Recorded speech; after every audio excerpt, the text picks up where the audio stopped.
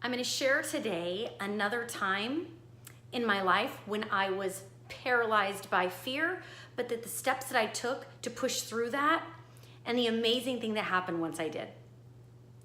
A year ago, I was a totally different person. A lot of things scared me, and I didn't understand that if you weren't failing, you weren't trying hard enough. I looked at failure as a bad thing. I kind of lived my life in this safe box, only risking and doing what I knew I would succeed at. And I'm so grateful, even though it's really late in my life, to have learned the power in failure and the power in pushing through fear, because now I can pass this on to my kids, and I do. My daughter's 15. In her room, on her whiteboard, it says, if you aren't failing, you aren't trying hard enough. And I believe that in the core of my soul. So last year, I had the idea for this business, and I'll put a link in the comments to a little one snippet video about that business that I started. That was the same business that I reached out to Joelle, the pediatric dentist, my best friend now, because I wanted to ask her about going about creating a phenomenal team. Not necessarily because we had the same background, but just creating a dynamic team. Well, I knew that I had a strength for this business I was creating. It was a fitness class for kids at schools after school. And I knew I had that education component, and while I loved fitness, I didn't want to go get certified. I'm a big believer in teaming up with people that have strengths that you don't have. So I wanted to get the best of the best as my fitness component to this business. And there's a woman that lives in our town. She owns her own fitness studio.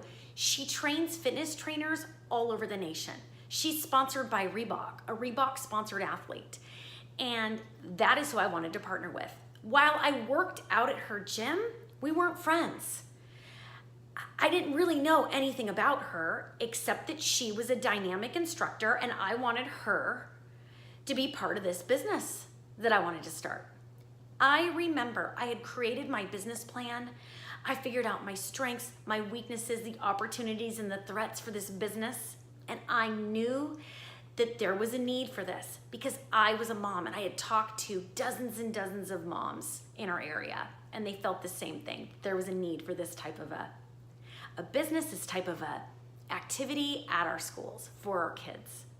And it was specifically for those kids. It was called Empower Fit Club, and it was for all kids to feel like athletes, not just those black belts in karate, not just those superstar, all-star baseball players, because honestly, not all kids are gonna be that, but all kids should feel confident and enjoy moving their bodies, because as you become adults, if you are totally turned off by team sports as kids, you're not gonna wanna do much as an adult. So that's kind of the thinking behind why I wanted to create this Empower Fit Club. I was so nervous. I mean, I can remember this day. I was sitting in my car. It was about 15 minutes before her studio was gonna open, and I knew I needed to ask her to partner with me to create this business. I sat there in my car so scared. I mean, my heart was racing, and I was talking to myself. I had to say, what is the worst thing that's gonna happen? She can say no. That is the worst thing that's gonna happen. She's not gonna punch you in the face. She's not gonna laugh at you. Well, I guess she could, but I literally had to go through those worst case scenarios because I was that nervous. I was not this fearless person that I am now, knowing that if you fail, it's okay. I was not that person. So I sat in that car kind of talking myself through this process, and I went in shaking, nervous, feeling like I wanted to throw up, just to ask this person, just to share my idea with her and see if she'd want to partner with me. I explained the idea. She loved it. She said, I can see your passion and I love that. And yeah, let's talk about this further. So Empower Fit Club was born. And again, I'll have the video in the comments. We're not doing it anymore, but that was also amazing lesson. It wasn't a failure. We had a good run for a year, and then I got to a point where I saw I needed to pivot and go in a different direction. And I'll share why and how I came to that decision as well. But if there are things in your life that scare you, those are the things you need to do. The world is not going to end. You know, I was so scared, and looking back, it's kind of silly. Why? Why was I so scared? Well, I didn't have confidence in myself. I didn't have courage. And the only way to build those two things are to do those things that terrify you, like I've been doing time after time after time.